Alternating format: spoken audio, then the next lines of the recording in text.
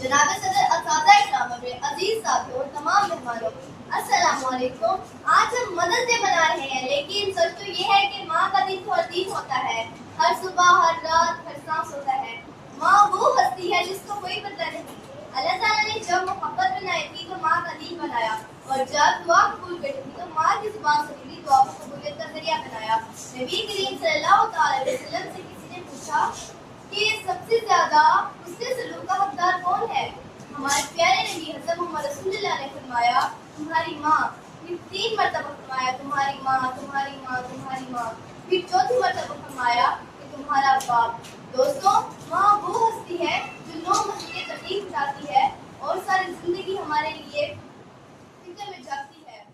हम जब बीमार होते हैं तो उसकी नींदें उड़ जाती है, और जब हम खुश होते हैं तो उसकी आंखों में एक अलग ही चमक आ जाती है। माँ के बगैर घर घर नहीं लगता।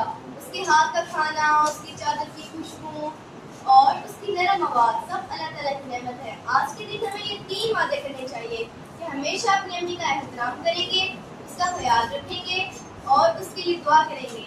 रब्बिरहम्हुमा कमा रब्बयानी सगीरा तर्जुमा, ऐ अल्लाह उन पर रहम फरमा जैसे कि उन्होंने मेरे बचपन में मेरे ऊपर रहम फरमाया था। और आखिर में एक छोटा सा शेर पेश करना चाहती हूँ। लबों पे उसकी कभी बददुआ नहीं होती, लबों पे उसकी कभी बददुआ नहीं होती, बस माँ ही है जो कभी खफा नहीं होती। माँ की कदमों में जन्नत है, तो इस जन्नत को नाराज न करें। और मैं अपनी अम्मी का शुक्रिया अदा करना चाहती हूँ।